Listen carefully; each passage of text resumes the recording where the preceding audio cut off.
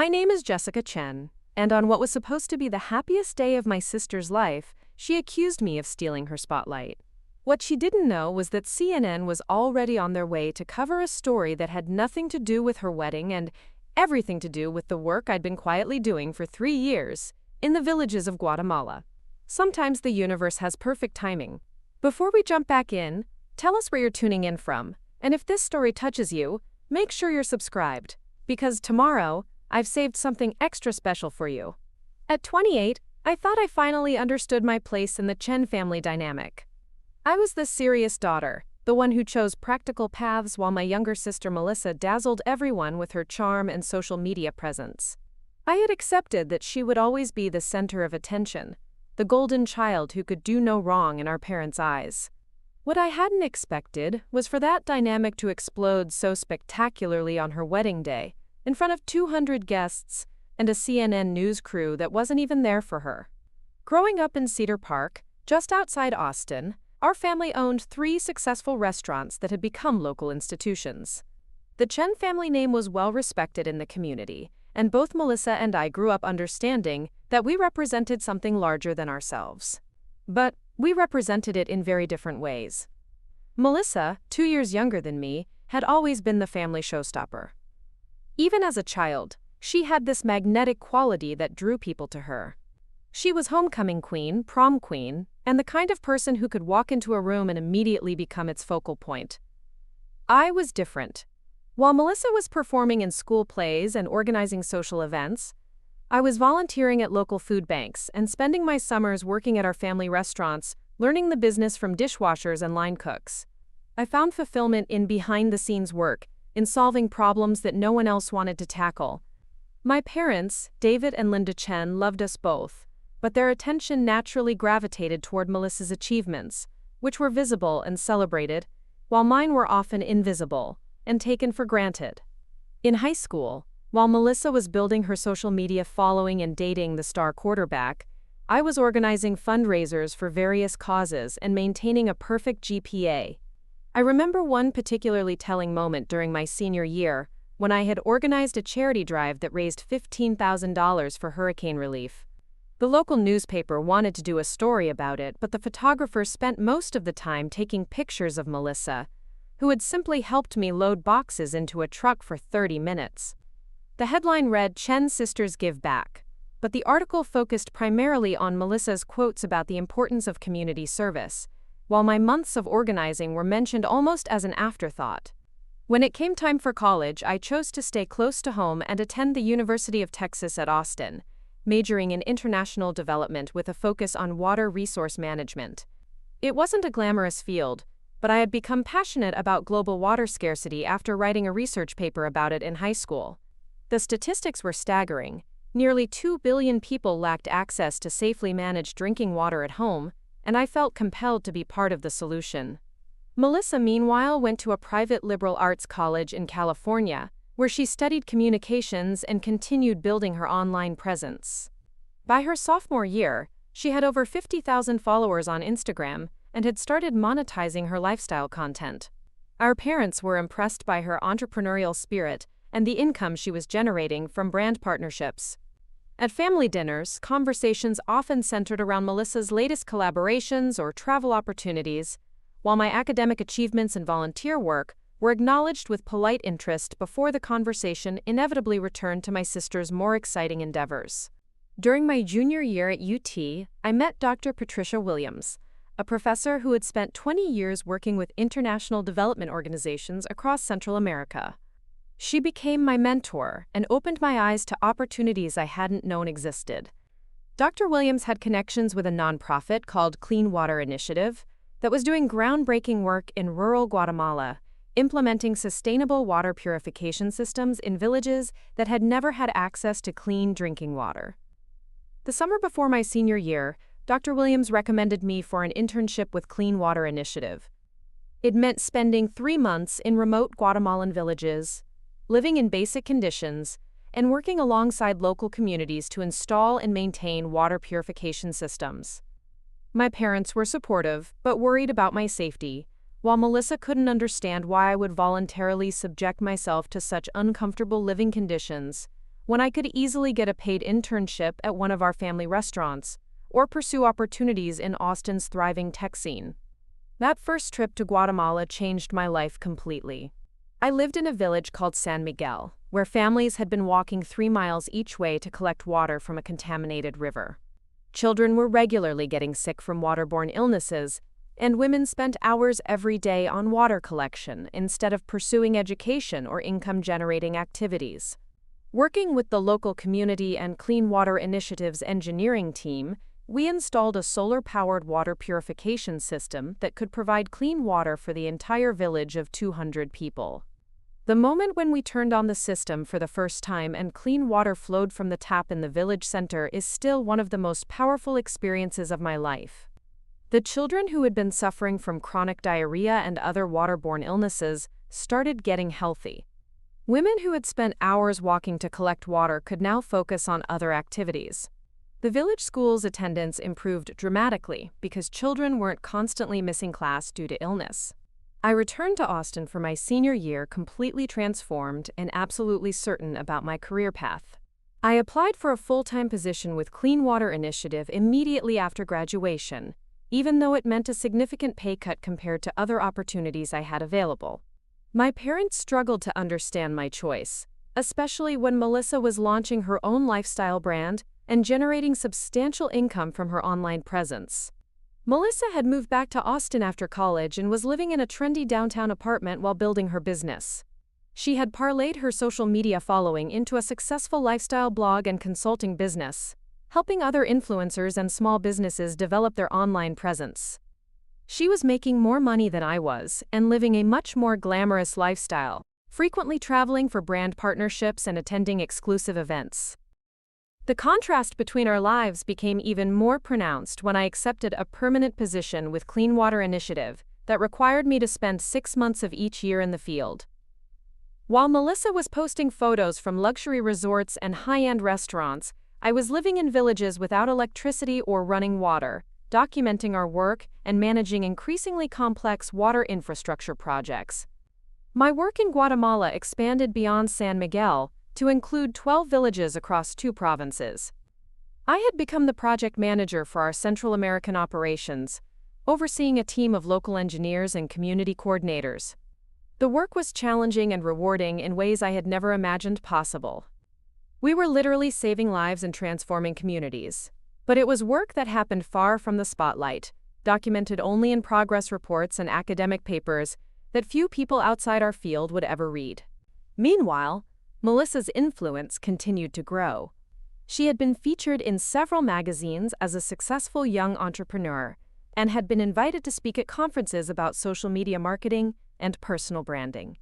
Our parents were incredibly proud of her achievements and frequently shared her content with their friends and customers at the restaurants. When people asked about me, they would mention that I was doing charity work in Central America, a description that always made my work sound like a hobby rather than a serious career. The dynamic between Melissa and me wasn't antagonistic, but there was definitely an undercurrent of competition that had existed since childhood. She often made comments about my lifestyle choices that seemed supportive on the surface but carried subtle criticisms. She would say things like, "I admired Jessica's willingness to sacrifice comfort for her causes," or, "Not everyone can handle living without modern conveniences like my sister does." These comments always made me feel like my work was being portrayed as a form of martyrdom, rather than a fulfilling career that I had chosen because I was passionate about it. 2 years into my work with Clean Water Initiative, Sarah Rodriguez, our organization's director, approached me about applying for the International Humanitarian Excellence Award, a prestigious recognition given annually by the Global Water Foundation. The award honored individuals under 30 who had made significant contributions to water access and sanitation in developing countries. Sarah believed my work in Guatemala, particularly the innovative community engagement strategies I had developed, made me a strong candidate. I was hesitant to apply initially. The award came with significant media attention and public recognition, which felt uncomfortable to me. I had always been motivated by the impact of the work itself, rather than external recognition. But Sarah convinced me that winning the award could bring important visibility to our organization and potentially lead to increased funding for our programs. Reluctantly, I agreed to let her submit my application. The application process was extensive, requiring detailed documentation of my work, letters of recommendation from community leaders in Guatemala, and a comprehensive essay about my approach to sustainable development. I spent weeks preparing the materials while simultaneously managing my regular responsibilities in the field. I submitted everything just before the deadline and tried to put it out of my mind, focusing instead on a new project we were launching in a particularly remote village that had never had any form of water infrastructure. Months passed without any communication from the Global Water Foundation, and I assumed my application had been unsuccessful. I was completely absorbed in my work, dealing with a challenging project where we were installing our first high-capacity system designed to serve 3 interconnected villages. The engineering was complex, and I was spending most of my time troubleshooting technical issues and coordinating with local governments to secure necessary permits. It was during this period that Melissa announced her engagement to Ryan Matthews, a successful real estate developer she had been dating for 2 years. The engagement was a major event in our family and in her online community. She documented the proposal extensively on social media, and the engagement photos she posted received thousands of likes and comments. Our parents were thrilled, and planning for the wedding immediately became a central focus of family conversations. Melissa wanted a large, elaborate wedding that would serve as content for her brand, while also being a genuine celebration of her relationship with Ryan. She chose the Driscoll Hotel in downtown Austin, a historic venue that would photograph beautifully for her social media content. The guest list grew to 200 people, including many of her online influencer friends and business contacts. Preparing and narrating this story took us a lot of time, so if you are enjoying it, subscribe to our channel. It means a lot to us. Now back to the story. She hired Ashley Thompson, one of Austin's most sought-after wedding planners, and began planning an event that would unfold over an entire weekend, with multiple celebrations and photo opportunities. I was designated as the maid of honor, a role that I accepted enthusiastically despite my complicated feelings about being in the spotlight. Melissa and I had grown closer during the engagement period, perhaps because planning the wedding gave us a shared project that didn't involve comparing our career choices or lifestyle differences. I was genuinely happy for her and wanted her wedding day to be everything she had dreamed of. The wedding planning process revealed both the best and most challenging aspects of my sister's personality. She was incredibly organized and had a clear vision for every detail of the event, but she also struggled with anxiety about whether everything would be perfect. As someone who had managed complex logistical projects in challenging environments, I found myself naturally stepping into a supportive role, helping coordinate vendors and manage the countless details that Ashley Thompson needed assistance with. 3 weeks before the wedding, while I was in Guatemala finishing up a project installation, I received a call from Sarah Rodriguez that changed everything. The Global Water Foundation had selected me as the recipient of the International Humanitarian Excellence Award.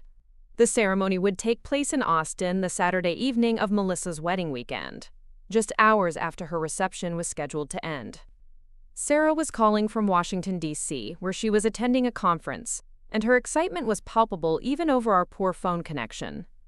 "Jessica, this is huge," she said. "The award comes with a $50,000 grant for your projects, but more importantly, it's going to bring incredible visibility to our work. CNN wants to do a feature story about you and your work in Guatemala. They want to attend the ceremony and interview you about the impact you've been making." I felt simultaneously honored and terrified. The recognition was gratifying, and the grant money would allow us to expand our work to at least 3 additional villages. But the timing couldn't have been worse. Melissa's wedding was supposed to be her perfect weekend, and I couldn't shake the feeling that this news would somehow overshadow her celebration. I immediately called my parents to share the news, hoping they could help me figure out how to handle the situation diplomatically. My father answered the phone, and I could hear the noise of the restaurant in the background. When I told him about the award, there was a long pause before he responded. "That's wonderful, sweetheart," he said finally. "We're very proud of you, but the timing is complicated, isn't it?" "That's what I'm worried about," I admitted. "I don't want anything to take away from Melissa's weekend. This is supposed to be about her and Ryan." My mother took the phone and immediately began strategizing about how to manage the logistics. "The ceremony is Saturday evening?" she asked. "So it would be after the reception ends?" "Yes, but the CNN crew wants to interview me beforehand, and they're planning to do some filming at the award ceremony. I'm worried that if word gets out, it might become a distraction from the wedding." "We need to tell Melissa right away," my mother said. "She should hear this from you, not from someone else." I agreed to call Melissa immediately after we hung up, but I was dreading the conversation.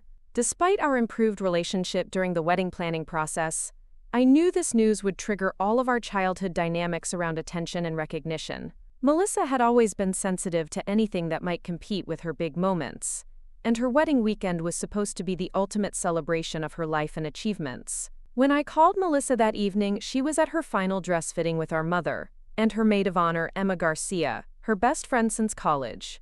I could hear the excitement and stress in her voice as she answered the phone. "Jess, perfect timing.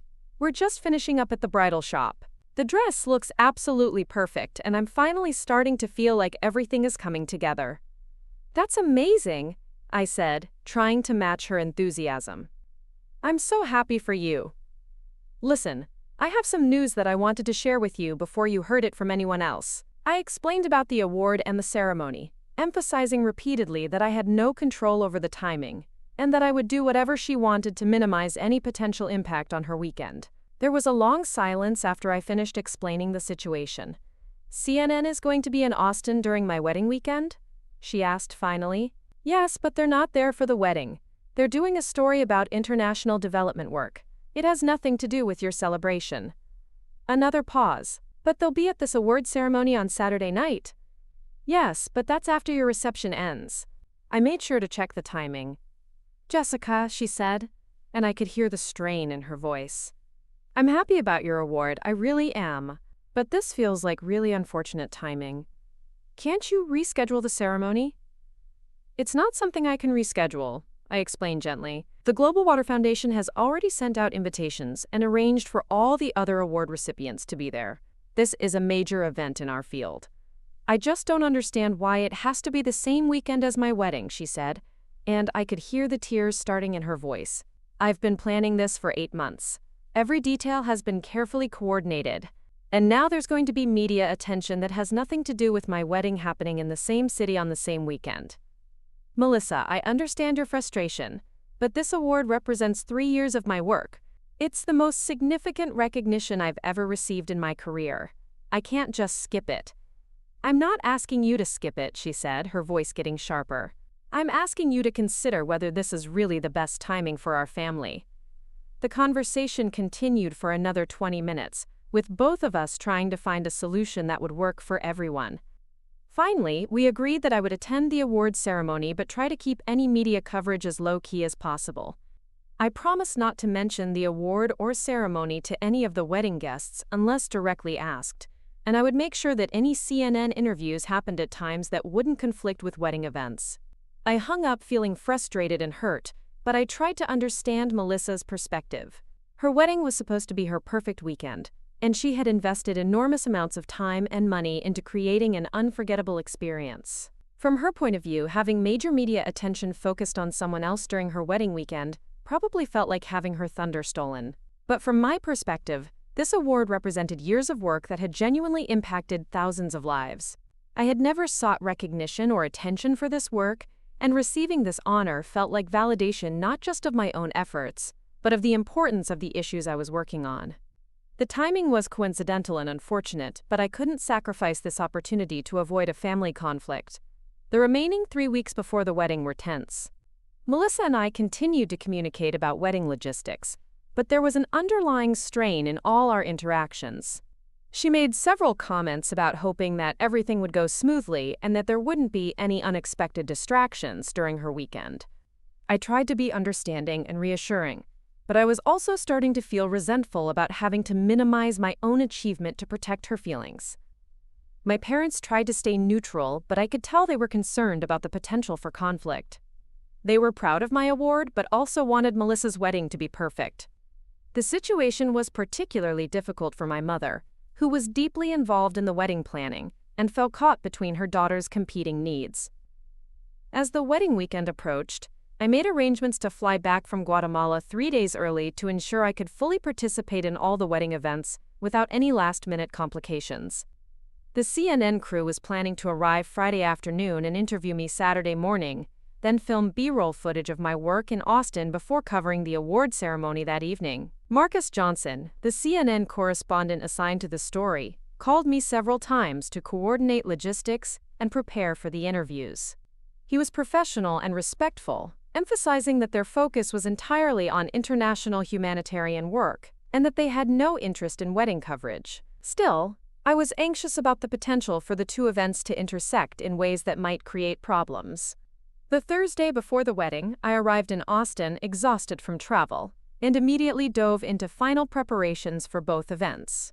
I had packed one bag with my maid of honor dress and everything I needed for wedding festivities, and another bag with professional attire for the CNN interviews and award ceremony. Switching between these two completely different worlds felt surreal and emotionally draining. The rehearsal dinner was held at our family's flagship restaurant, Golden Phoenix, the same place where my grandparents had started with a tiny kitchen and 6 tables 40 years ago. The private dining room was elegantly decorated with white orchids and soft lighting, creating an intimate atmosphere for the 40 guests who would be participating in the wedding ceremony the next day. Ryan's family had flown in from Dallas, and the room buzzed with excited conversations about the upcoming celebration. I stood at the edge of the room, watching Melissa in her element as she moved gracefully between tables, ensuring everyone felt welcomed and entertained.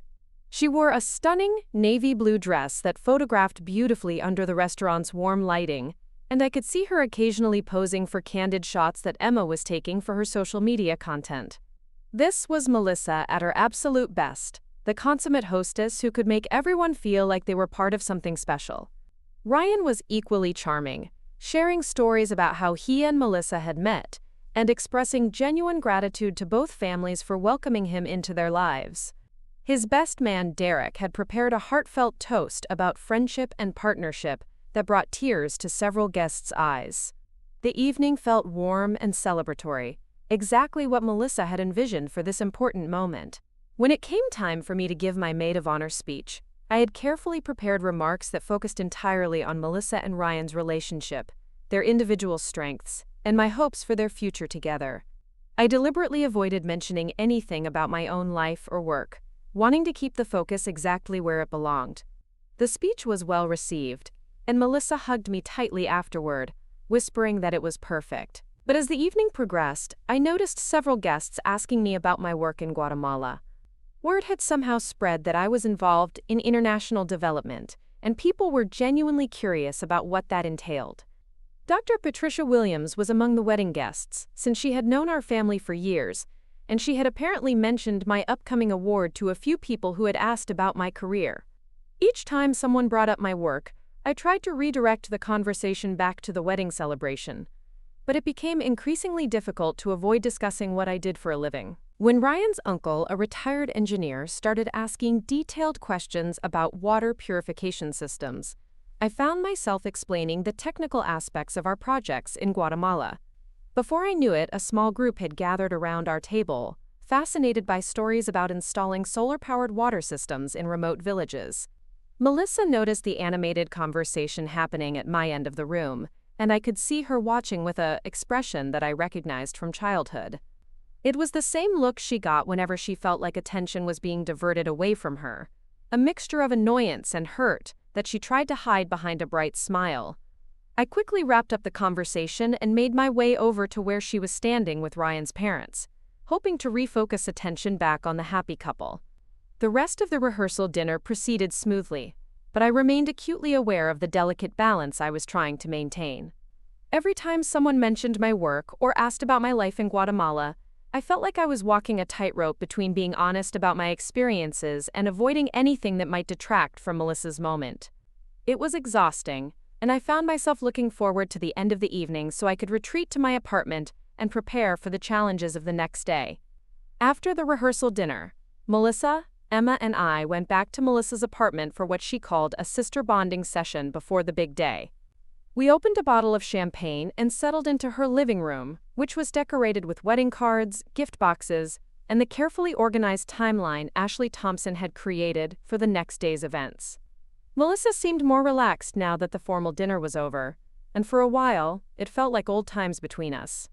We talked about memories from our childhood, laughing about the time Melissa had tried to give me a makeover for my 8th grade dance, and ended up using so much hairspray that my hair wouldn't move for 3 days.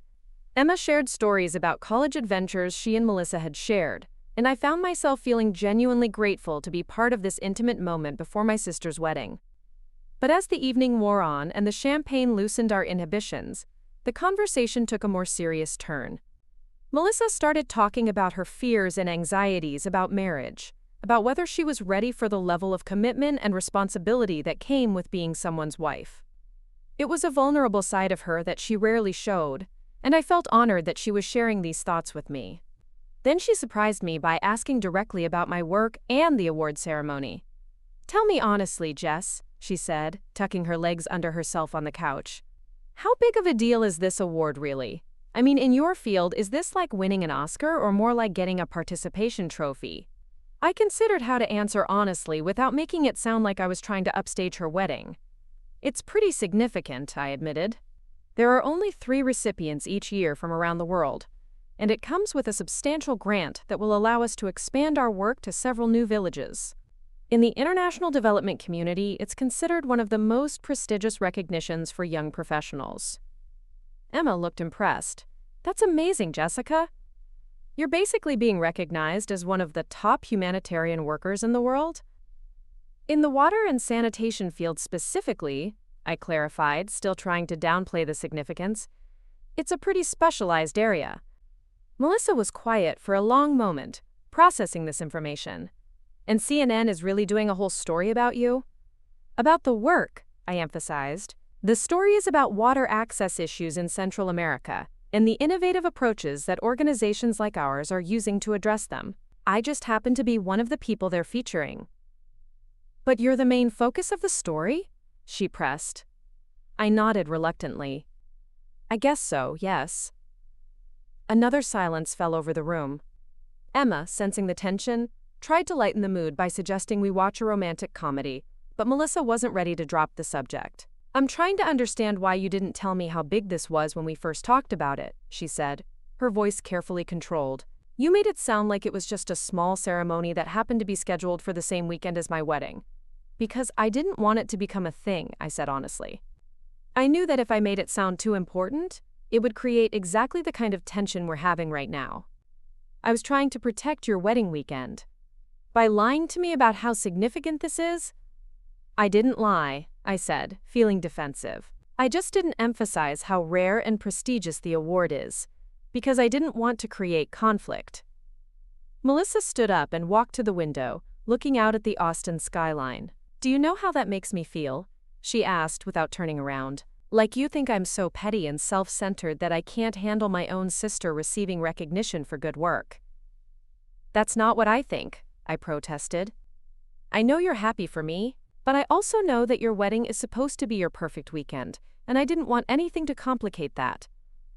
She turned back to face me, and I could see tears in her eyes. "The thing is, Jess, I am happy for you. I'm proud of the work you're doing, and I think it's incredible that you're being recognized for it. But I'm also hurt that you felt like you couldn't trust me with the truth about how important this is to you."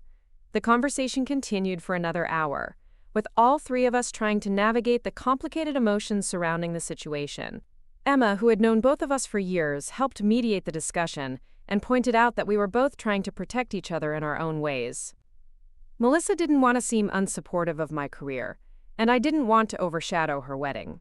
But in trying to avoid conflict, we had created exactly the kind of misunderstanding we were both hoping to prevent. By the time I left Melissa's apartment that night, we had reached a tentative peace.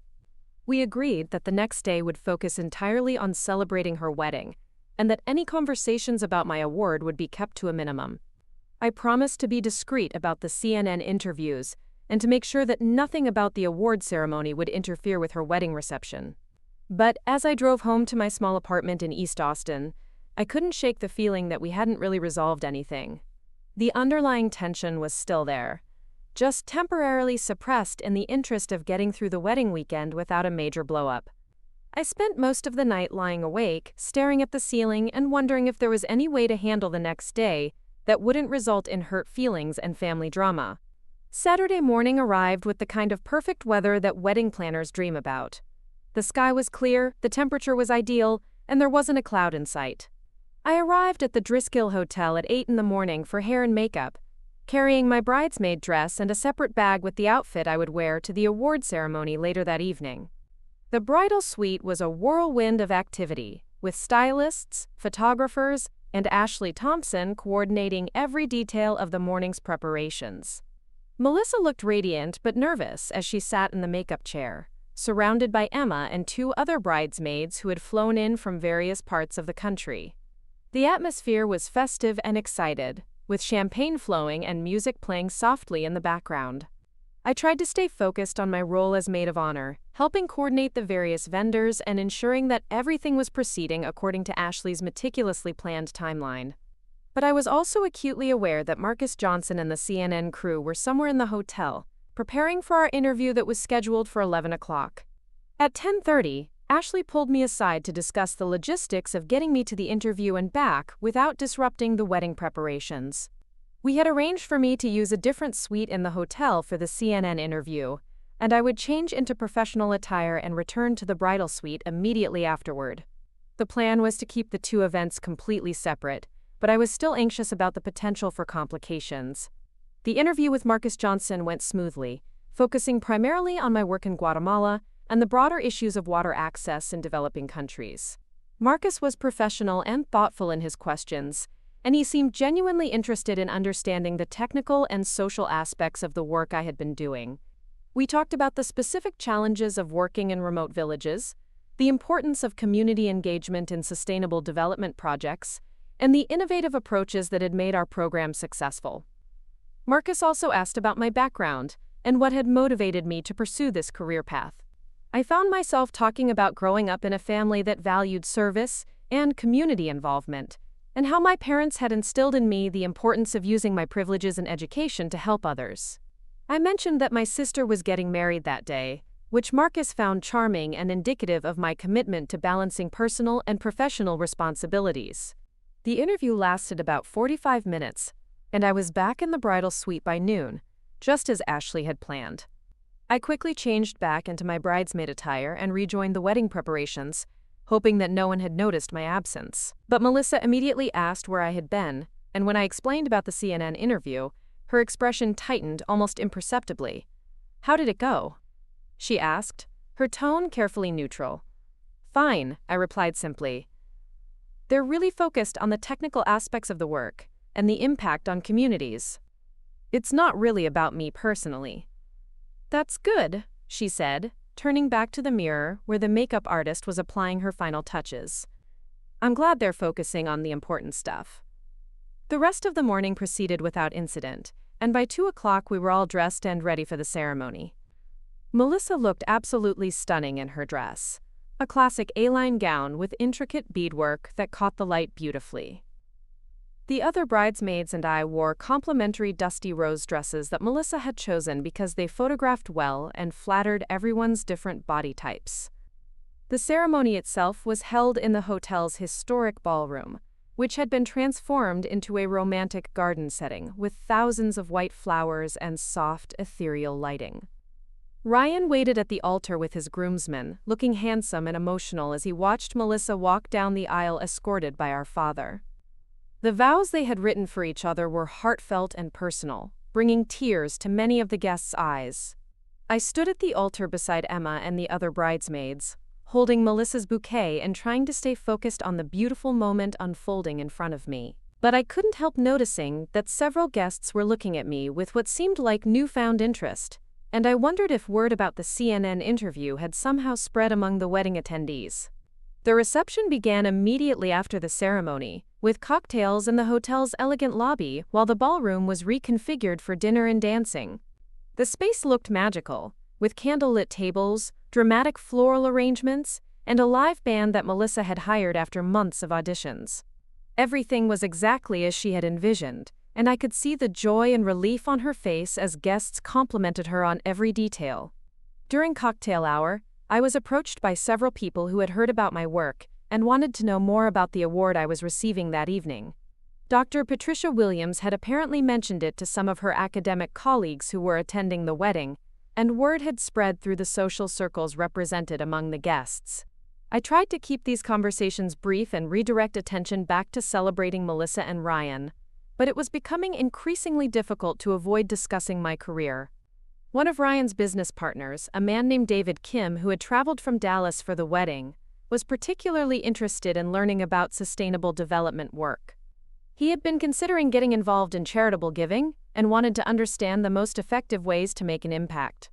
Our conversation lasted nearly 20 minutes, during which time several other guests joined in, asking questions about international aid work and sharing their own experiences with various charitable organizations. I was so absorbed in the discussion that I didn't notice Melissa approaching until she was standing directly beside me. "Sorry to interrupt," she said with a bright smile that didn't quite reach her eyes, "but I need to steal my sister for some family photos." The photographer had indeed been looking for me, but I could tell from Melissa's tone that she was frustrated about the attention my work was receiving. As we posed for various family combinations, she whispered to me between shots, "People keep asking me about your award instead of talking about the wedding." "I'm sorry," I whispered back. "I've been trying to redirect conversations back to you and Ryan." "I know you have," she replied, "but it's still happening." The dinner portion of the reception went smoothly, with toasts from both sets of parents, Ryan's best man Derek, and myself. I had carefully crafted my maid of honor speech to focus entirely on Melissa and Ryan's love story, sharing funny and touching anecdotes about my sister's journey to finding her perfect partner. The speech was well received and brought Melissa to tears, which made me feel like I had successfully fulfilled my primary responsibility for the evening. But as dinner concluded and the dancing began, the conversations about my work resumed. Marcus Johnson had mentioned to Ashley Thompson that they would be filming some B-roll footage of Austin's skyline and interviewing a few local officials about international development partnerships, and somehow this information had circulated among the wedding guests. People were fascinated by the idea that CNN was in town covering a story about humanitarian work, and many of them had never met someone who actually worked in international development. The questions became more frequent and detailed as the evening progressed. Guests wanted to know about living conditions in Guatemala, the technical challenges of installing water systems in remote areas, and the cultural differences I had encountered while working with indigenous communities. These were topics I was passionate about, and despite my efforts to keep the conversations brief, I found myself getting drawn into lengthy discussions about development economics, sustainable technology, and cross-cultural communication.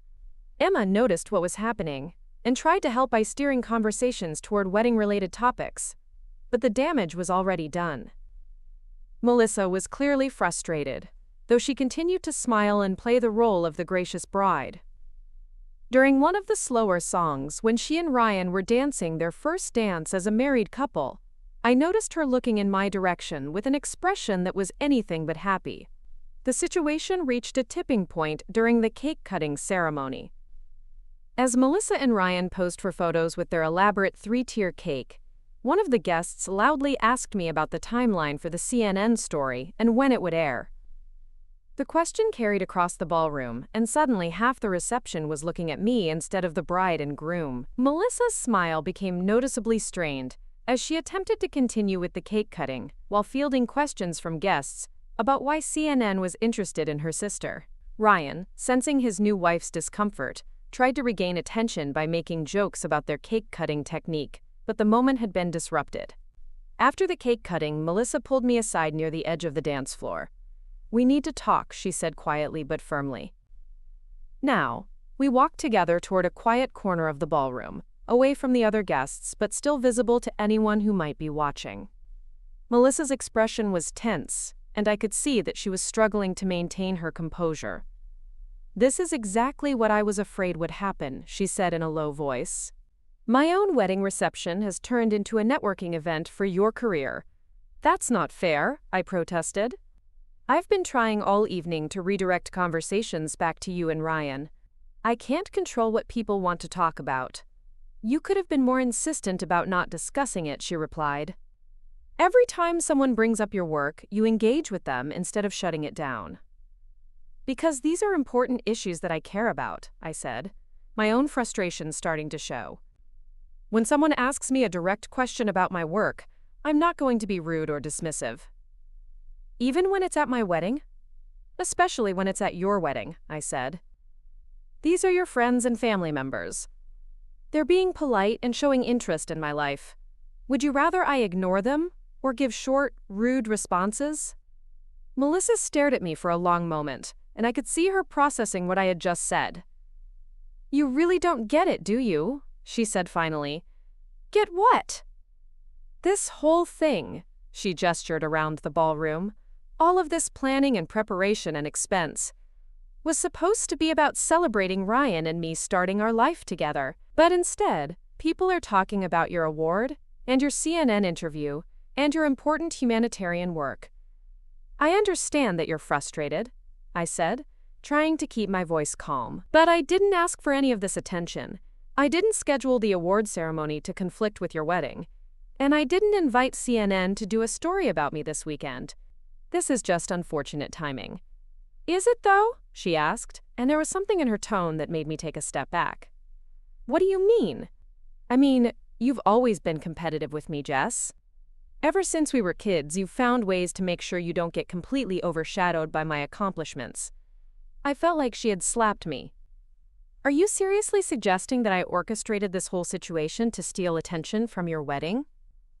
I'm saying that you've never been comfortable with me being the center of attention, she replied. And now, on the most important day of my life, you've managed to find a way to make sure people are talking about you instead of me. The accusation was so unfair and hurtful that for a moment I couldn't respond.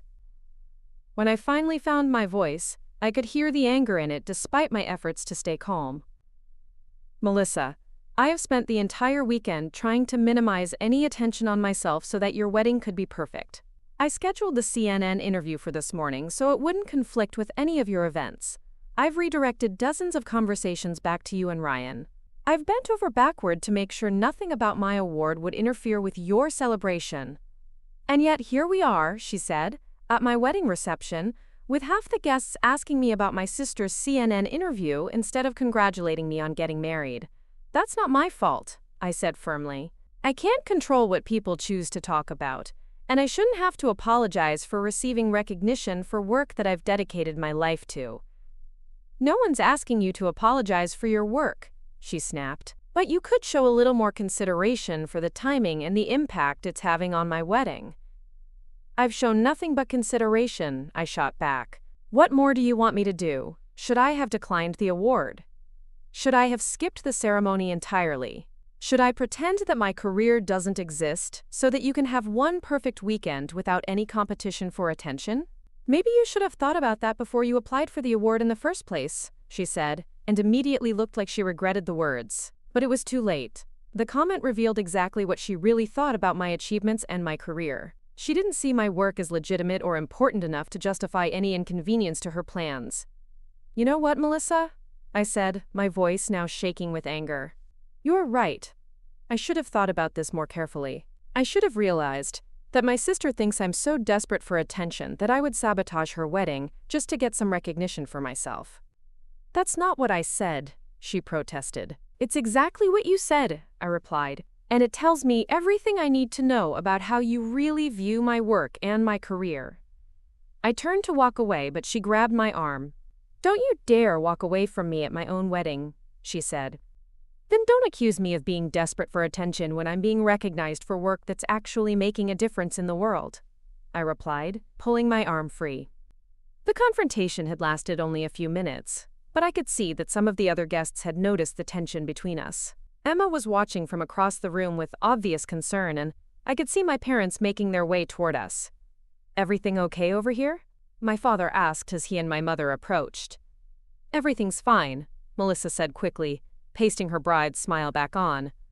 Jessica and I were just discussing the timeline for this evening. But my mother, who had known both of us for our entire lives, could obviously see that something significant had just happened. Are you sure? She asked, looking back and forth between us. I'm sure, I said, forcing my own smile. I was just telling Melissa that I need to leave soon to get ready for the awards ceremony. Of course, my father said. We're so proud of you, sweetheart. This is such an incredible honor. I could see Melissa's jaw tighten at our father's words, but she maintained her composure. Yes, it's wonderful, she agreed. Very exciting for our family. The conversation might have ended there, but at that moment, Ashley Thompson approached our group with a concerned expression. I'm sorry to interrupt, she said, but there are some people here from CNN who are asking about filming some footage at the reception. The blood drained from Melissa's face. What people from CNN? They said they're with Marcus Johnson's crew, Ashley explained. They wanted to get some shots of Austin's social scene for their story about international development partnerships. They mentioned that one of the wedding guests is the subject of their story. All eyes turned to me, and I felt like the floor was about to give way beneath my feet. I had no idea they were coming here, I said quickly. Marcus didn't mention anything about filming at the wedding. Well, they're here now, Ashley said. They're in the lobby, asking about getting permission to film some background footage. Melissa's carefully maintained composure finally cracked. Are you kidding me right now? She said, her voice rising above the music and conversation around us. CNN wants to film at my wedding reception? I'll go talk to them, I said immediately. I'll make sure they leave right away. Don't bother, Melissa said, her voice now loud enough that nearby guests were starting to turn and look. This is exactly what I was talking about. Even when you try to keep things separate, your work somehow manages to take over my wedding. Melissa, my mother said quietly, people are starting to notice. But Melissa was beyond caring about maintaining appearances. 3 years of suppressed competition and resentment were finally bubbling to the surface, triggered by the stress of the wedding and the frustration of feeling overshadowed on what was supposed to be her most important day. Do you know what this looks like?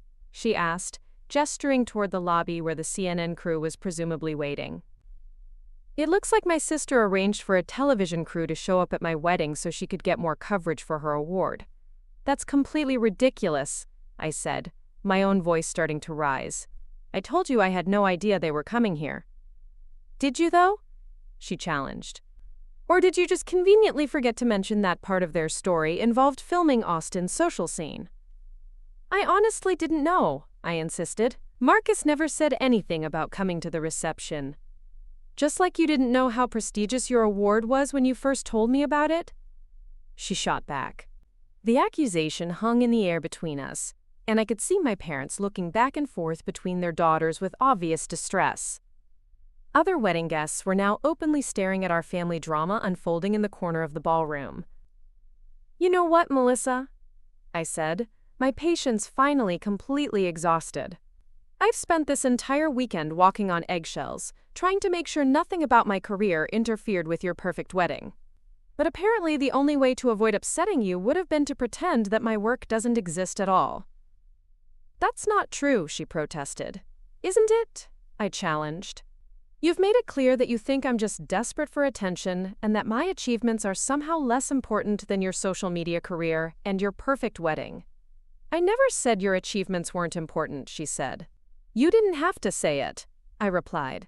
It's been obvious our entire lives that anything I accomplish will always be secondary to whatever you're doing. But this time, the recognition isn't coming from our family or our social circle. It's coming from people who actually understand the value of the work I'm doing. So now you're saying my work isn't valuable? She asked. I'm saying that helping people get access to clean water is different from taking Instagram photos, I replied, and immediately regretted how harsh it sounded. The comment was the final straw. Melissa's face flushed with anger and hurt, and when she spoke again, her voice carried across the entire ballroom.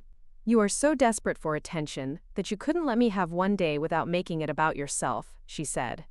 My wedding day, and you still found a way to make sure everyone would be talking about you instead of me.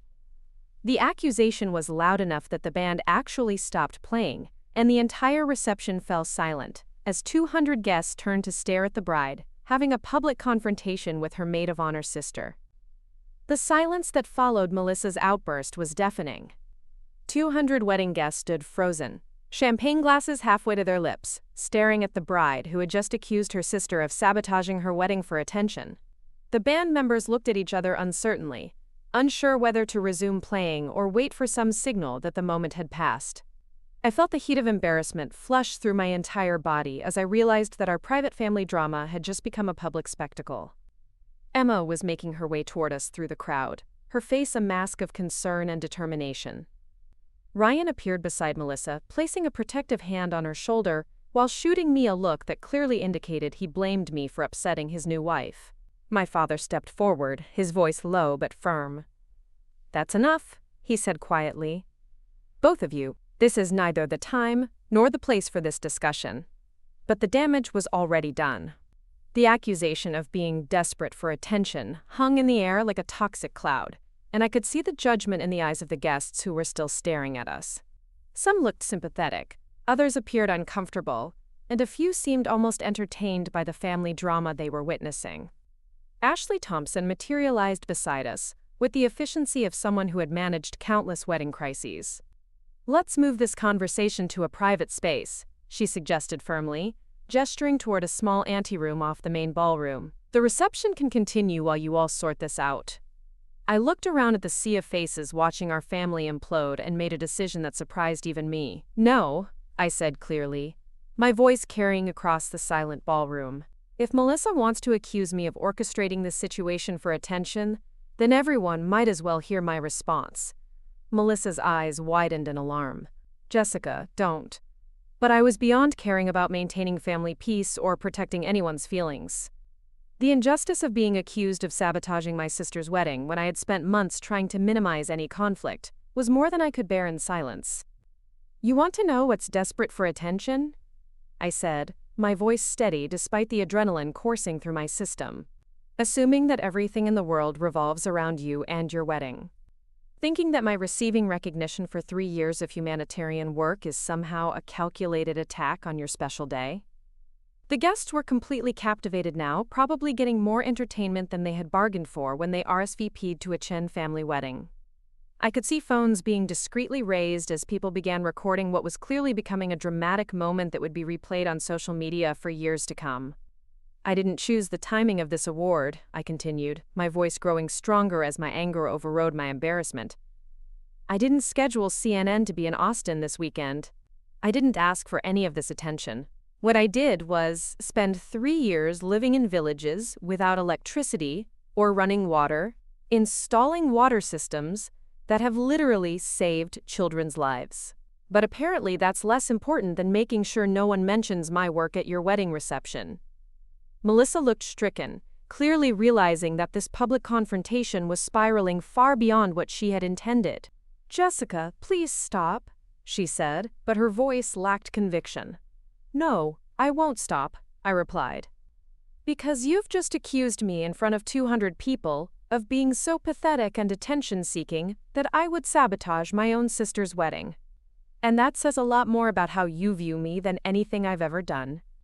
Ryan stepped closer to Melissa, clearly wanting to protect her from further embarrassment, but unsure how to intervene without making the situation worse. My mother looked like she wanted to disappear into the floor, while my father appeared to be calculating how much damage control would be required to repair relationships with the various family friends and business associates who were witnessing this meltdown. Dr. Patricia Williams, who had been standing near the edge of the crowd, suddenly stepped forward. "If I may," she said in the authoritative voice she used in lecture halls, "I think there's been a significant misunderstanding here that needs to be clarified." All eyes turned to her, and I felt a surge of gratitude that someone was willing to inject some objectivity into the emotional chaos that had erupted between my sister and me. "Jessica didn't seek out this award," Dr. Williams continued, addressing the crowd as if she were giving an academic presentation. "I encouraged her to apply because her work in Guatemala represents some of the most innovative and effective humanitarian programming I've seen in 20 years of international development." The timing of the ceremony was determined by the Global Water Foundation's annual conference schedule, which was set 2 years ago, long before anyone knew when this wedding would take place. She paused, looking around the room to ensure she had everyone's attention. "Furthermore, Jessica specifically requested that any media coverage be scheduled around wedding events to avoid conflicts. The fact that CNN chose to gather additional footage tonight was a surprise to everyone, including Jessica. The clarification seemed to shift the mood in the room slightly, with some guests nodding in understanding, but Melissa's expression remained defiant. That still doesn't explain why she had to engage with every single person who asked about her work tonight, she said, her voice slightly less confident than it had been moments earlier. She could have been more discreet. Emma finally reached our group and positioned herself slightly between Melissa and me, clearly hoping to de-escalate the situation. "Maybe we should continue this conversation privately," she suggested diplomatically. But Dr. Williams wasn't finished. "Melissa," she said gently but firmly, "your sister has been trying all evening to redirect conversations back to your wedding. I've watched her repeatedly deflect questions about her work and redirect attention to celebrating you and Ryan. But when people persist in asking about international development work, it would be rude and inappropriate for her to refuse to respond." The professor's intervention was having an effect on the crowd, and I could see people beginning to reassess what they had just witnessed. But Melissa wasn't ready to back down. "She still could have handled it differently," she insisted, though her voice now carried a note of defensiveness rather than righteous anger. "How?" I asked directly. "Tell me exactly what you think I should have done differently. Should I have been rude to your wedding guests? Should I have lied about my work? Should I have pretended that receiving this award isn't important to me?" Melissa opened her mouth to respond, then closed it again, apparently realizing that she didn't have a good answer to my questions. The standoff was interrupted by Marcus Johnson himself, who appeared at the edge of the crowd looking confused and apologetic. "I'm terribly sorry to interrupt," he said, clearly having no idea that his presence was the catalyst for the family drama unfolding in front of him. "My crew mentioned that they had stopped by to gather some additional footage, but I want to assure everyone that we have absolutely no intention of filming at a private wedding reception." He looked around at the silent, staring crowd and seemed to realize that he had walked into something significant. "Perhaps I should come back another time," he suggested uncertainly. "No, please stay," I said firmly. "I think it's important for everyone to understand exactly what's happening here." I turned to address Marcus directly, but spoke loudly enough for all the wedding guests to hear. "Can you please explain to everyone why CNN is doing a story about my work?" Marcus looked uncertain about being drawn into what was clearly a family conflict, but he answered professionally. "The Global Water Foundation contacted our network about covering the International Humanitarian Excellence Award, because this year's recipients have developed some groundbreaking approaches to water access issues in developing countries. Jessica's work in Guatemala has been particularly innovative, combining advanced purification technology with community-based management systems that have achieved unprecedented sustainability rates." He paused, looking around the room. "The story is part of our ongoing coverage of effective international aid programs. Jessica's projects have provided clean water access to over 5,000 people in 12 villages, with measurably improved health outcomes and economic opportunities for the communities involved." The statistics, delivered by an objective third party, seemed to land differently than they had when I had tried to explain my work earlier in the evening. I could see some of the wedding guests looking at me with newfound respect and understanding. "The timing of our coverage was determined by the awards ceremony schedule," Marcus continued. "We had no idea that it coincided with a family wedding, and we certainly didn't intend to create any conflicts or complications." Melissa looked around the room, clearly realizing that the narrative had shifted away from her victimization and toward recognition of the significance of my work. I made sure to check the timing. "Jessica," she said, and I could hear the strain in her voice, "I'm happy about your award, I really am. But this feels like really unfortunate timing. Can't you reschedule the ceremony?" "It's not something I can reschedule," I explained gently. "The Global Water Foundation has already sent out invitations and arranged for all the other award recipients to be there. This is a major event in our field." "I just don't understand why it has to be the same weekend as my wedding," she said, and I could hear the tears starting in her voice. "I've been planning this for 8 months. Every detail has been carefully coordinated. And now there's going to be media attention that has nothing to do with my wedding happening in the same city on the same weekend. Melissa, I understand your frustration, but this award represents 3 years of my work. It's the most significant recognition I've ever received in my career. I can't just skip it. I'm not asking you to skip it, she said, her voice getting sharper. I'm asking you to consider whether this is really the best timing for our family. The conversation continued for another 20 minutes, with both of us trying to find a solution that would work for everyone. Finally, we agreed that I would attend the award ceremony but try to keep any media coverage as low-key as possible. I promised not to mention the award or ceremony to any of the wedding guests unless directly asked, and I would make sure that any CNN interviews happened at times that wouldn't conflict with wedding events. I hung up feeling frustrated and hurt, but I tried to understand Melissa's perspective. Her wedding was supposed to be her perfect weekend, and she had invested enormous amounts of time and money into creating an unforgettable experience. From her point of view, having major media attention focused on someone else during her wedding weekend probably felt like having her thunder stolen. But from my perspective, this award represented years of work that had genuinely impacted thousands of lives.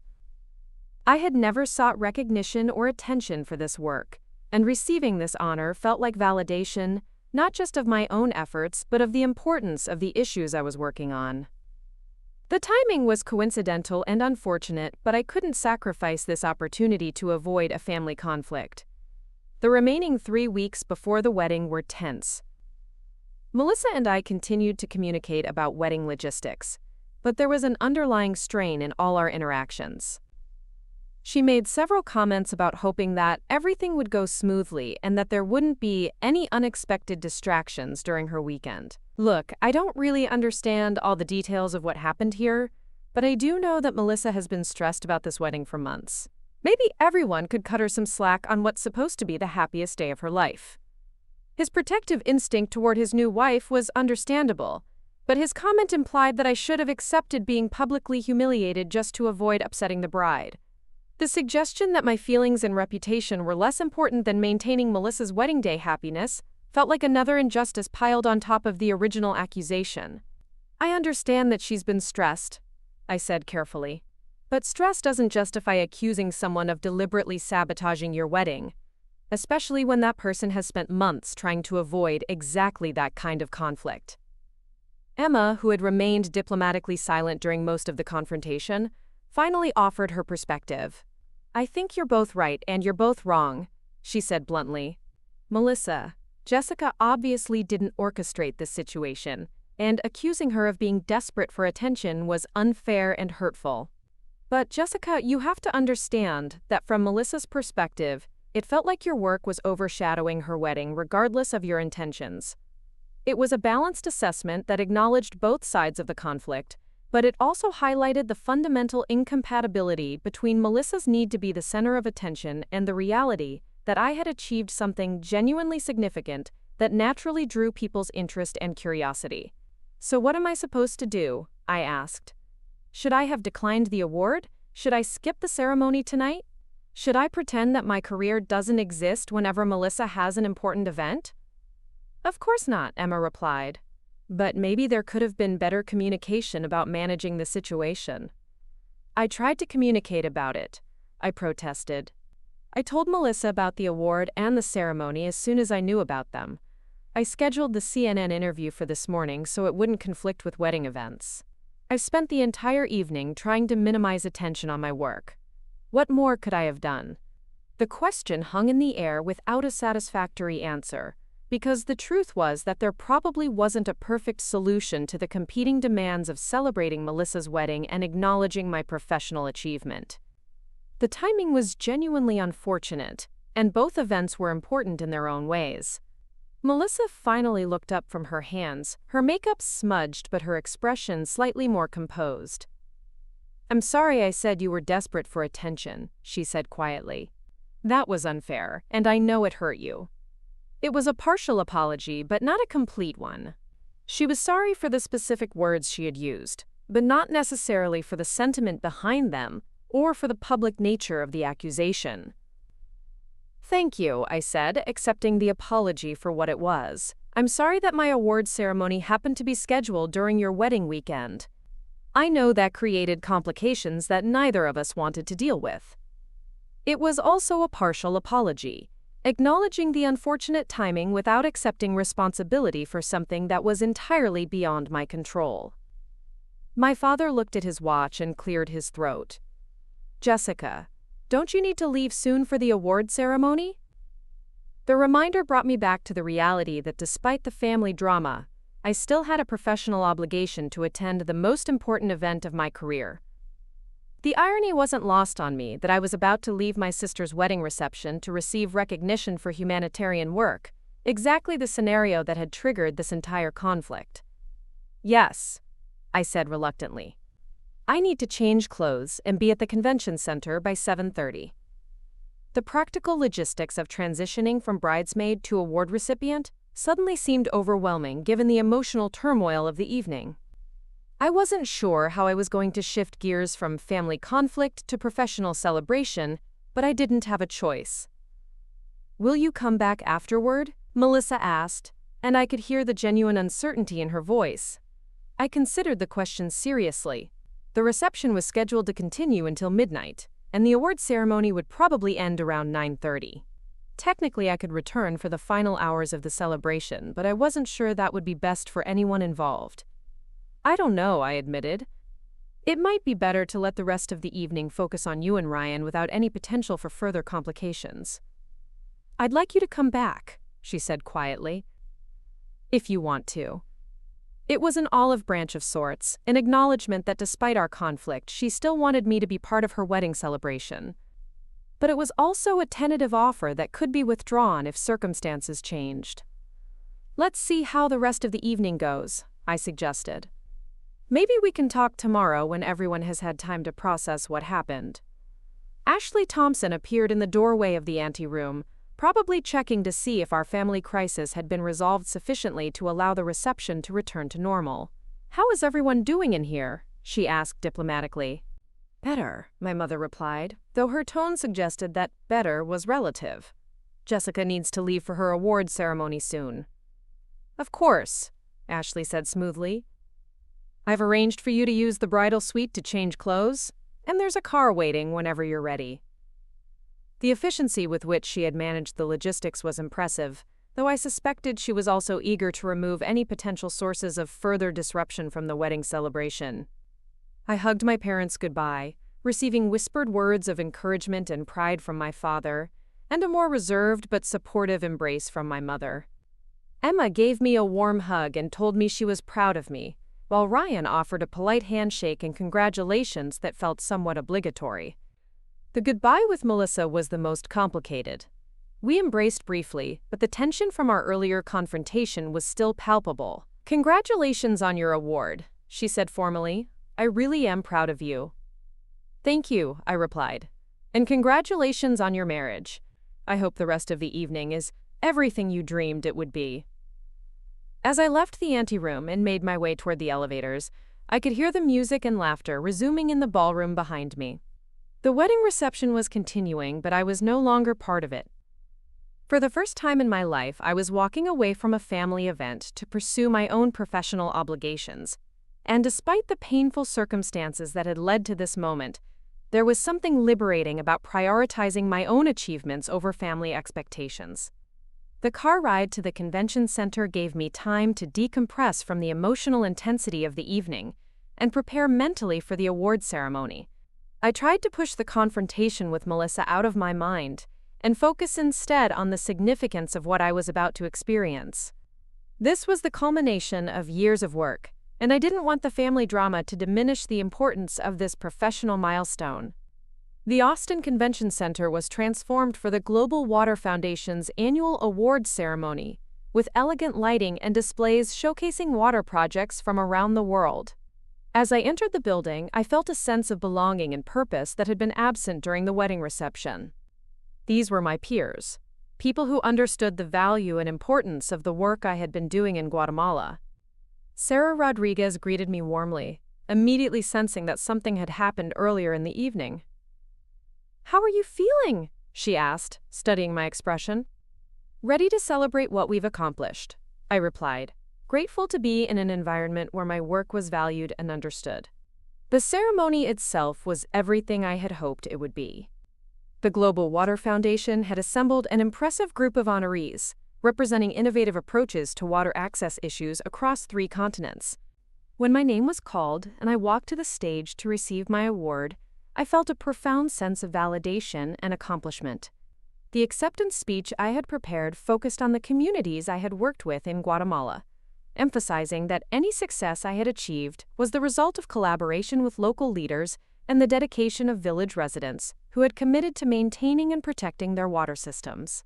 I thanked Dr. Patricia Williams for her mentorship, Sarah Rodriguez for her leadership, and the Global Water Foundation for supporting innovative approaches to sustainable development. As I stood at the podium looking out at an audience of development professionals, government officials, and foundation leaders, I realized that this was where I belonged. These people understood the value of my work without needing explanation or justification. They appreciated the technical challenges I had overcome, the cultural sensitivity required for effective community engagement, and the long-term impact of sustainable water access on rural communities. The audience's response to my speech was enthusiastic and genuine, with several people approaching me afterward to discuss potential collaborations and funding opportunities. The conversations were substantive and focused on the technical and social aspects of my work, a refreshing change from the defensive explanations I had been giving all evening at the wedding reception. Marcus Johnson conducted a brief follow-up interview after the ceremony, asking about my future plans and the impact of receiving this recognition on my work in Guatemala. I felt confident and articulate discussing my professional goals, grateful to be in a context where my expertise was valued and my achievements were understood. As the evening wound down and I prepared to return to the hotel, I realized that I felt more energized and validated than I had in months. The award ceremony had reminded me why I had chosen this career path and reinforced my commitment to continuing the work that I was passionate about. The recognition from my professional community mattered more than I had initially realized, not for the external validation, but for the opportunities it would create to expand and improve our programs in Guatemala. The decision about whether to return to the wedding reception became easier as I considered what I wanted from the remainder of the evening. I had fulfilled my professional obligations and celebrated a significant career milestone. The family conflict from earlier in the evening felt distant and manageable in comparison to the affirmation I had received from my peers. I decided to return to the hotel, not necessarily to rejoin the wedding celebration, but to be available if my family wanted to continue the conversation that had been interrupted by the award ceremony. The confrontation with Melissa had been painful, but it had also been clarifying. For the first time, I had publicly defended the value and importance of my work, instead of minimizing it to avoid family conflict. When I arrived back at the Driscoll Hotel, the wedding reception was still in full swing, though it was clearly winding down as guests began to leave. Through the ballroom windows, I could see Melissa and Ryan dancing with their friends, looking happy and relaxed. The crisis from earlier in the evening seemed to have passed, and the celebration had returned to its intended tone of joy and festivity. Emma spotted me in the lobby and came out to greet me, immediately asking about the award ceremony and congratulating me on my achievement. "How was it?" she asked enthusiastically. "Amazing," I replied honestly. It felt incredible to be recognized by people who truly understand the work we're doing. "I'm so happy for you," she said warmly. "And I'm sorry about what happened earlier. Melissa feels terrible about how she handled things." "Is she okay?" I asked, genuinely concerned about my sister despite our earlier conflict. "She's better now," Emma assured me. "The reception has been lovely since you left, but I think she's been worried about how things ended between you two." I looked through the ballroom windows again, watching Melissa laugh with her college friends. She looked beautiful and happy, exactly as a bride should look on her wedding day. Despite our conflict, I felt a surge of love and protectiveness toward my younger sister. "I think I'll head home," I decided. "Will you tell her that I had a wonderful time at the ceremony and that I'm proud of her for creating such a beautiful wedding?" Emma nodded understandingly. "She'll want to talk to you tomorrow, you know. Once all of this has settled down and she's had time to process everything." "I'll be ready when she is," I replied. "Tonight has been emotional for both of us, and I think we both need some time to think about what happened. As I left the hotel and drove home to my apartment, I reflected on the extraordinary range of emotions I had experienced in a single day. I had been a bridesmaid at my sister's wedding, defended my career against unfair accusations, and received the most prestigious award of my professional life. I had been hurt by my family's lack of understanding, validated by my professional community, and challenged to articulate why my work mattered to me. The confrontation with Melissa had been painful, but it had also forced both of us to be honest about our feelings and expectations. She had revealed her resentment about sharing attention, and I had finally stood up for the value and importance of my career. We would need to have many more conversations about how to respect each other's achievements and navigate our different life choices, but at least we were no longer pretending that the competitive dynamics between us didn't exist. Most importantly, the evening had reinforced my commitment to the work I was doing in Guatemala and reminded me that seeking recognition for meaningful achievements wasn't desperate or attention-seeking. It was a legitimate way to honor the communities I worked with and create opportunities for expanded impact. As I fell asleep that night, I felt proud of how I had handled a difficult situation and grateful for the professional community that valued and supported my work. Tomorrow would bring conversations with my family about rebuilding trust and understanding, but tonight I was content to celebrate both my sister's happiness and my own professional achievement. The morning after the wedding brought an unexpected phone call that would change everything.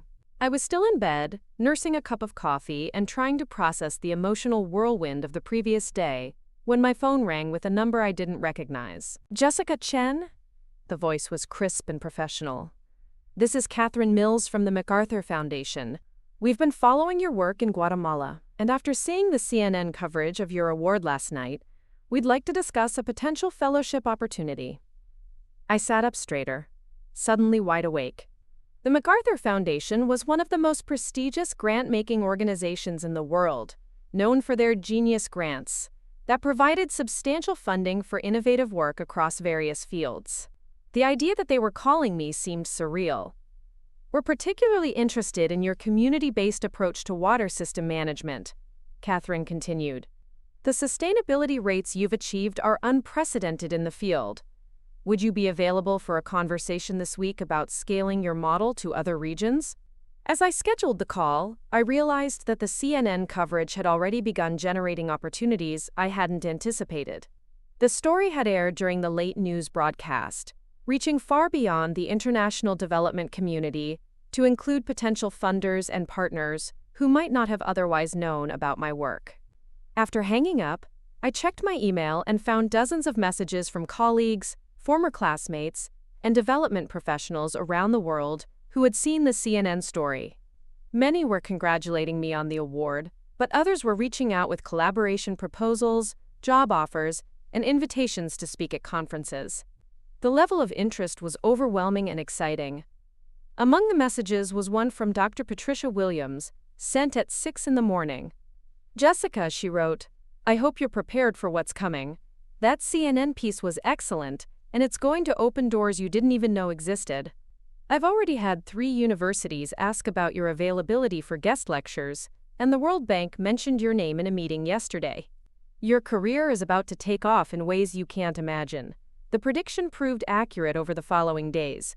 The phone calls and emails continued, with opportunities ranging from consulting contracts with major international organizations to invitations to serve on advisory boards for water-focused nonprofits. Most significantly, the Global Water Foundation reached out about funding a major expansion of our Guatemala programs, with the possibility of replicating our model in Central America and Sub-Saharan Africa. But the most meaningful response came from an unexpected source. 3 days after the wedding, I received a handwritten letter from Maria Santos, the village leader in San Miguel where I had done my first water system installation. Someone had shown her a translated version of the CNN story online, and she had dictated a letter to her granddaughter who spoke English. "Señorita Jessica," the letter began, "we saw on the internet that you received a great honor for the work you did in our village. We want you to know that the children you helped are now healthy and strong. The women have time to start small businesses because they don't have to walk for water anymore. Our school has more students because children are not sick all the time. You changed our lives, and we are proud that the whole world now knows about the good work you do." The letter continued with updates about each family in the village, describing how access to clean water had created ripple effects throughout their community. Children were performing better in school, women were generating income through small enterprises, and the village had been able to attract a health clinic because of their improved sanitation infrastructure. Reading Maria's words, I felt a profound sense of validation that went beyond any professional recognition. This was why I had chosen this career path, why I had lived in challenging conditions and worked through countless technical problems. The award and media attention were gratifying, but knowing that my work had fundamentally improved people's lives was the real reward. That same day, I finally received a call from Melissa. We had exchanged a few brief texts since the wedding, but this was our first real conversation since the confrontation at her reception. "I've been thinking about what happened," she said without preamble. "And I owe you a real apology, not just the partial one I gave you at the wedding." I was surprised by her directness. "I'm listening."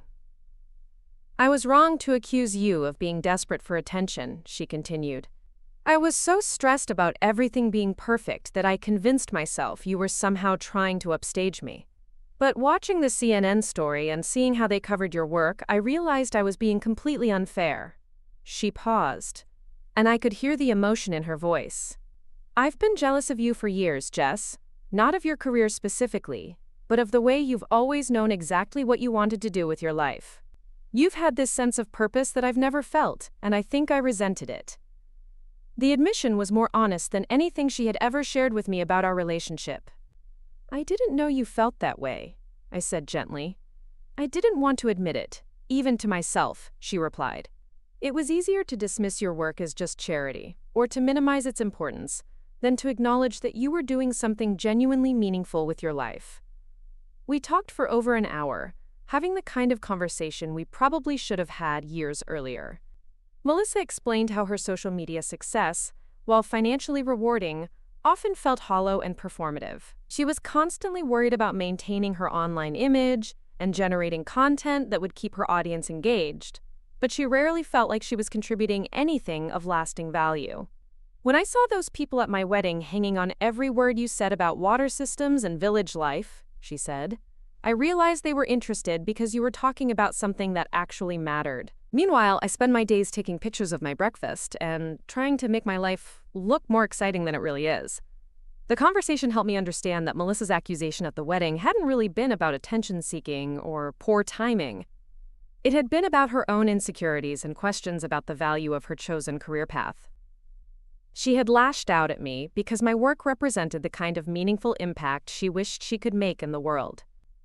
"I want you to know," she said as our conversation wound down, "that I'm genuinely proud of you. Not just for the award, but for having the courage to pursue something that's difficult and important." "I'm sorry it took me so long to say that." "Thank you," I replied, feeling like a weight had been lifted from our relationship. "And I want you to know that I've never dismissed your work or thought it wasn't valuable. You've built something impressive with your business, and you make people happy with your content. That matters too." We agreed to have lunch the following week to continue rebuilding our relationship on a more honest foundation. The conversation gave me hope that we could develop a dynamic based on mutual respect rather than competition and comparison. The following Monday, I had my call with Catherine Mills from the MacArthur Foundation. The conversation exceeded even my highest expectations.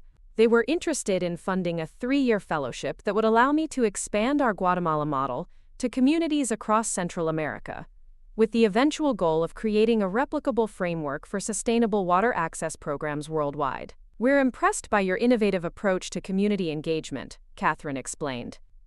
"Most water projects fail because they don't adequately involve local communities in the design and maintenance phases. Your model addresses that fundamental problem while also incorporating appropriate technology and sound engineering principles." The fellowship would provide substantial funding for both program expansion and my personal salary, essentially allowing me to become an independent researcher and practitioner in the field of sustainable water access. It was the kind of opportunity that could define an entire career. but the most exciting aspect was the potential for scaling impact. Instead of working village by village, I would be able to develop regional programs that could reach hundreds of communities simultaneously. The fellowship would also include funding for training local technicians and community leaders, creating a sustainable model that could continue expanding even after my direct involvement ended. "We'd like to announce the fellowship next month," Catherine said. "Are you interested in moving forward with the application process?" I didn't hesitate. Absolutely. As news of the MacArthur opportunity spread through my professional network, I received congratulations from colleagues around the world. Dr. Patricia Williams was particularly excited, calling it a, quote, career-defining moment that would establish me as a leading voice in sustainable development. Sarah Rodriguez from Clean Water Initiative was initially concerned about losing me to the fellowship, but she quickly recognized the potential benefits for our organization. "If you can prove that our model works on a larger scale," she said, "it will bring credibility and funding opportunities that will benefit all of our programs." We began discussing a partnership arrangement where I would maintain my connection to Clean Water Initiative while pursuing the MacArthur Fellowship. The organization would serve as the institutional home for the expanded programs, providing administrative support and organizational infrastructure while I focused on program development and implementation. The arrangement would be mutually beneficial, allowing me to pursue groundbreaking research while ensuring that Clean Water Initiative would be positioned as a leader in innovative water access programming. It was exactly the kind of win-win partnership that could amplify the impact of both my individual work and the organization's broader mission. 2 weeks later, I was back in Guatemala, visiting the villages where I had worked over the past 3 years. The trip was partly to collect data for my MacArthur application, but mostly to reconnect with the communities that had inspired my career, and to share the exciting news about the expanded programs that would soon be possible. In San Miguel, Maria Santos organized a celebration to honor my award and the international recognition it had brought to their village. The entire community gathered in the school courtyard, with children performing traditional dances and adults sharing stories about how access to clean water had transformed their daily lives. "You brought us more than water," Maria said during the ceremony. "You brought us hope and opportunity. Now the whole world knows about our village because of the good work we did together." The celebration was more meaningful to me than any professional recognition I had received. These were the people whose lives had been directly impacted by my work, and their gratitude and pride were the ultimate validation of my career choices. During my visit, I also met with government officials and local NGO leaders to discuss the expanded programs that would be possible through the MacArthur Fellowship. The response was overwhelmingly positive, with offers of partnership and support from organizations across the region. The regional director of the Guatemalan Ministry of Health was particularly interested in collaborating on health impact assessments that would document the measurable benefits of improved water access. "Your work has demonstrated that water infrastructure is really health infrastructure," she explained. "We want to help you prove that to the international development community." By the time I returned to Austin, I had commitments from a dozen partner organizations and government agencies to support the expanded programs. The MacArthur Fellowship would provide the funding, but the local partnerships would ensure that the programs were culturally appropriate and sustainable. The application process was intensive, requiring detailed program proposals, budget projections, and letters of support from communities and partners. But I had never felt more confident about a professional opportunity. The work I had done over the past 3 years had created a foundation for something much larger and more impactful. 3 months after the fellowship was announced, I received the call I had been waiting for. The MacArthur Foundation had selected me as a fellow, providing 3 years of funding to expand water access programs across Central America and develop a replicable model for sustainable community-based water management. The announcement generated another wave of media attention, with follow-up stories in major newspapers and magazines. The coverage focused on the innovative aspects of my approach and the potential for scaling impact across the developing world. Several journalists mentioned that I had first gained attention through CNN's coverage of my humanitarian award, creating a narrative of rapid professional ascent that was both accurate and inspiring. But the most satisfying aspect of the media coverage was the focus on the communities I had worked with in Guatemala. Reporters interviewed village leaders about the impact of improved water access, and photographers documented the children who were now healthy and in school because they had access to clean water. The stories were about more than just my professional success. They were about the fundamental human right to clean water and the transformative power of community-based development. The MacArthur announcement also prompted a second conversation with Melissa, who called to congratulate me on the fellowship. "I've been following all the coverage of your work," she said, "and I keep thinking about what you said at my wedding about helping people get access to clean water." "What about it?" I asked. "I think I finally understand why you were so hurt when I accused you of being desperate for attention," she replied. "You weren't seeking recognition for yourself. You were trying to bring attention to issues that matter. There's a difference, and I'm sorry it took me so long to see it." The conversation reinforced the progress we had made in rebuilding our relationship. Melissa had begun using her social media platform to highlight charitable organizations and causes, finding ways to incorporate meaningful content into her lifestyle brand. She wasn't pursuing humanitarian work herself, but she was using her influence to support causes she cared about. "I've been thinking about coming to visit you in Guatemala," she said. "Not to take pictures for Instagram, but to actually understand what you've been doing down there. Would that be okay?" I was touched by her interest and her recognition that such a visit would be about learning rather than content creation. "I'd love to show you the villages and introduce you to the people I've been working with," I said. "But are you sure you're ready for rustic accommodations and basic facilities?" "I think it's time I stepped outside my comfort zone," she replied. "You've been doing that for years, and it's led to incredible things. Maybe I need to challenge myself in the same way."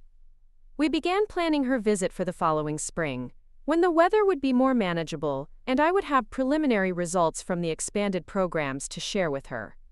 The prospect of having my sister witness my work firsthand felt like another step toward building a relationship based on mutual understanding and respect. As I prepared for the launch of the MacArthur Fellowship programs, I reflected on the journey that had brought me to this point. The confrontation at Melissa's wedding had been painful, but it had also been necessary. It had forced me to articulate why my work mattered and to defend its value against unfair criticism. More importantly, it had marked the beginning of a new phase in my relationship with my family. Instead of minimizing my achievements to avoid conflict, I had started being honest about their significance. Instead of accepting dismissive comments about my career, I had demanded the respect that my work deserved. The change in family dynamics was gradual, but noticeable. My parents, who had always been supportive but somewhat bewildered by my career choices, began asking more substantive questions about my work and expressing genuine pride in my achievements. They started sharing articles about my programs with their friends and customers, finally understanding that their daughter was doing something remarkable. The transformation was most evident during family dinners, where conversations now included serious discussions about international development, water policy, and global health issues. My parents asked informed questions about my work, and Melissa contributed insights about using social media to raise awareness about humanitarian causes. For the first time in my adult life, I felt like my family truly understood and valued what I was doing professionally. The recognition hadn't come easily or without conflict, but it had ultimately strengthened our relationships and created space for more honest communication about our different life paths. On the day I officially launched the MacArthur Fellowship programs, I returned to San Miguel for a ceremony celebrating the expansion of our water access work throughout the region. The event was covered by international media, with reporters from several countries documenting the community-based approach that had garnered global attention. But for me, the most meaningful moment came when Maria Santos presented me with a hand-woven textile that the women of the village had created together. The design incorporated traditional patterns with symbols representing clean water, healthy children, and community cooperation. "This is for you to remember us," she said, "and for the world to know that our village is part of your important work." As I stood in the school courtyard where I had first learned about the challenges of water access, surrounded by children who were now healthy and thriving, I felt a profound sense of gratitude for the journey that had brought me to this moment. The professional recognition, the media attention, and the expanded opportunities were all meaningful, but they were secondary to the fundamental satisfaction of knowing that my work was making a real difference in people's lives. The confrontation with Melissa at her wedding had been a turning point, forcing me to choose between family peace and professional integrity. By choosing to defend my work and its value, I had not only protected my career but had also created space for more authentic relationships with my family. Sometimes standing up for yourself means accepting short-term conflict in service of long-term respect. Sometimes defending your achievements means risking relationships that are built on minimizing your success. But sometimes, as I had learned, the people who truly love you will eventually come to understand and appreciate your courage in pursuing meaningful work. As I flew back to Austin that evening, carrying Maria's textile and planning for the next phase of my career, I realized that the girl who had once worried about overshadowing her sister's wedding had become a woman who was confident in her own worth and impact. The recognition had been hard-won, but it had been worth fighting for. 5 years later, I stood before the United Nations General Assembly, addressing world leaders about the global water crisis and presenting the sustainable community-based model that had grown from those early projects in Guatemala. The speech was being broadcast live to millions of viewers worldwide, but my mind drifted to that fateful wedding day when my sister had accused me of being desperate for attention. The irony wasn't lost on me that I was now speaking to the most powerful audience in the world about the very work that had once been dismissed as an inconvenient distraction from family celebrations. The MacArthur Fellowship had indeed transformed my career beyond anything I could have imagined, leading to partnerships with governments across 3 continents and the establishment of sustainable water access programs, serving over 200,000 people. The morning before my UN address, I had breakfast with Melissa at a small cafe near our hotel in New York. She had flown in specifically to attend my speech, bringing her 2-year-old daughter, Emma, named after our mutual friend who had helped mediate our wedding day conflict years earlier.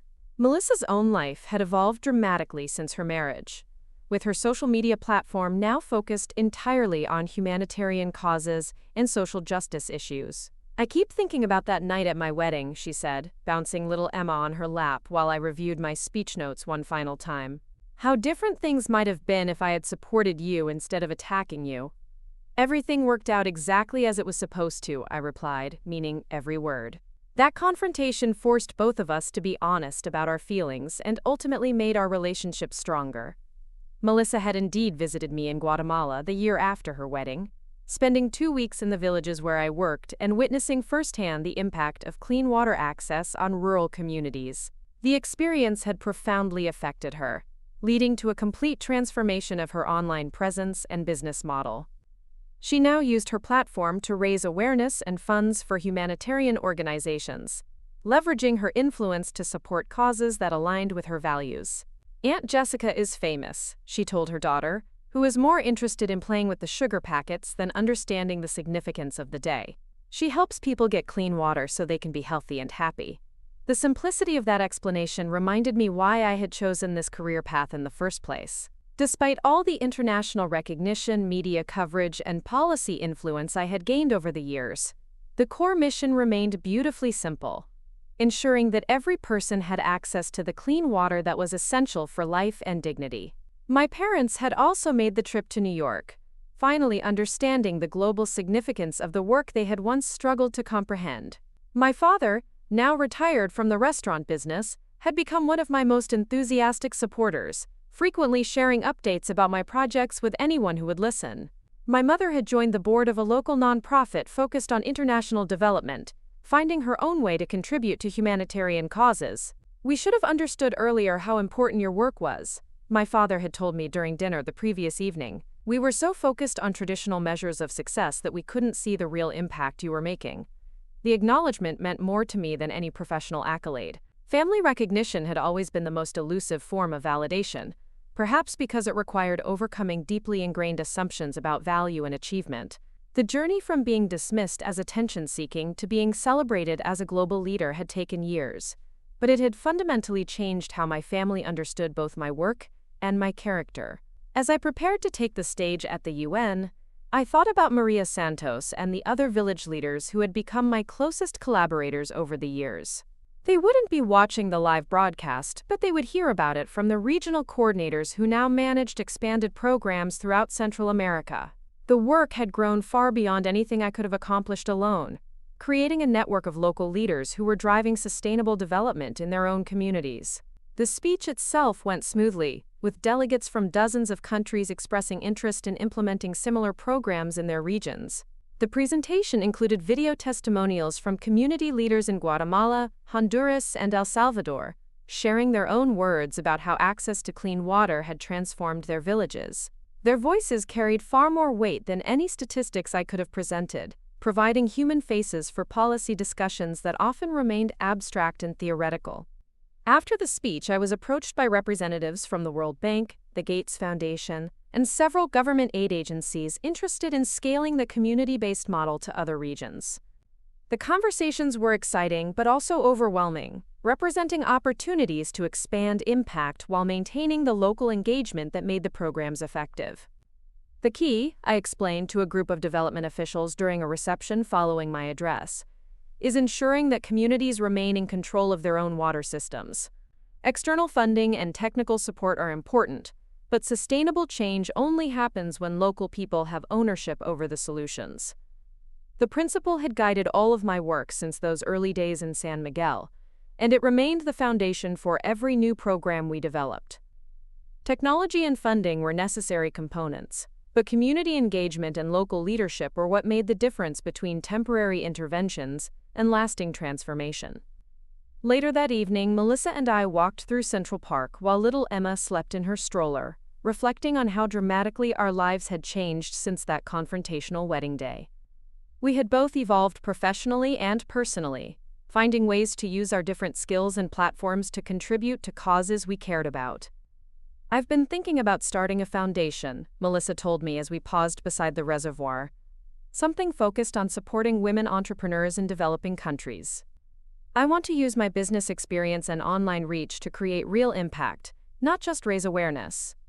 The idea was exactly the kind of meaningful work I had hoped she would pursue, combining her natural entrepreneurial instincts with her newfound commitment to social justice. We discussed potential partnerships between her proposed foundation and the water access programs, recognizing that economic opportunities and infrastructure development were closely connected. "You could focus on women who are freed up to start businesses because they no longer have to spend hours collecting water," I suggested. "There's a direct connection between water access and economic empowerment that would make for compelling storytelling and effective programming." The conversation continued for hours, with both of us excited about the possibility of collaborating professionally for the first time in our lives. The competitive dynamic that had defined our relationship for decades had finally transformed into genuine partnership and mutual support. The following day, I flew back to Guatemala for the opening ceremony of our newest regional training center, where local technicians would learn to install and maintain water purification systems throughout Central America. The facility represented the culmination of years of program development, creating institutional capacity that could continue expanding access long after international funding ended. During the ceremony, I was introduced by Carlos Mendez, a young engineer from Honduras who had started as a village volunteer and was now directing water programs across his entire province. His journey exemplified the leadership development that had become a central component of all our work. 5 years ago, I knew nothing about water purification or community organizing, Carlos told the assembled crowd of government officials, NGO representatives, and village leaders. But Jessica and her team believed in local people's ability to solve local problems. "Now we have clean water in 47 communities, and we're training people from other countries to do the same work." The speech was far more powerful than anything I could have said about program impact or sustainability metrics. Carlos represented the next generation of development leaders, people who understood both the technical and social aspects of creating lasting change in their own communities. As I watched him demonstrate water purification equipment to a group of visiting officials, I realized that my role was evolving from direct implementation to mentorship and advocacy.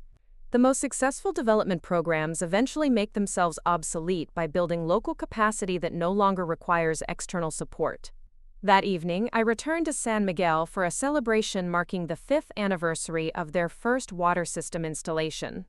The village had continued to thrive, with new businesses, improved health outcomes, and expanded educational opportunities that were directly linked to reliable water access. Maria Santos, now in her 70s, but still serving as village leader, presented me with a framed photograph showing the water system on the day it was first activated. The image captured the joy and relief on people's faces as clean water flowed from their community tap for the first time. "This picture reminds us of the day our lives changed," she explained to the gathered crowd. "But it also reminds us that change is possible when people work together with respect and commitment." The ceremony included presentations from children who had been toddlers when the water system was installed and were now healthy teenagers preparing for university. Their academic achievements were directly connected to the improved health and increased family income that had resulted from water access, creating generational changes that would continue long into the future. As I flew back to Austin the next day, I reflected on the journey that had brought me from a young graduate student with idealistic dreams to a recognized leader in international development. The path had included numerous challenges, from technical failures and cultural misunderstandings to family conflicts and professional setbacks. But it had also included moments of profound satisfaction and connection, from watching clean water flow for the first time in a village that had never had safe drinking water, to receiving recognition from the global community for innovative approaches to sustainable development. The work had shaped not only my career but also my understanding of what it meant to live a meaningful life. The confrontation with Melissa at her wedding had been a turning point, forcing me to choose between minimizing my achievements to maintain family harmony and defending their value despite potential consequences. The decision to stand up for my work had been difficult but necessary, ultimately leading to deeper respect from my family and expanded opportunities to create impact. Now, as I prepared for the next phase of my career, I felt grateful for every challenge and opportunity that had contributed to this moment. The girl who had once worried about overshadowing her sister's wedding had become a woman who understood that meaningful work deserved recognition and that standing up for your values, even when it's uncomfortable, is essential for both personal integrity and professional effectiveness. The lesson had applications far beyond international development work. Whether you're fighting for recognition in a corporate environment, defending artistic choices that others don't understand, or advocating for social causes that challenge conventional thinking, the principle remains the same. Knowing your worth and being willing to defend it isn't arrogance or attention-seeking. It's self-respect, and it's the foundation for creating change in the world. As my plane descended into Austin, I thought about the young professionals who would read about my work or hear my speeches and wonder if they had the courage to pursue difficult but meaningful careers. My advice would be simple: trust your instincts, be willing to stand up for what you believe in, and remember that the people who truly matter will eventually come to understand and respect your choices. Sometimes the most important recognition comes not from external awards or media coverage, but from the quiet satisfaction of knowing that your work has made a real difference in the world. And sometimes, the courage to defend that work against unfair criticism is what creates the space for even greater impact and deeper relationships with the people you love most. Up next, you've got two more standout stories right on your screen. If this one hit the mark, you won't want to pass these up. Just click and check them out.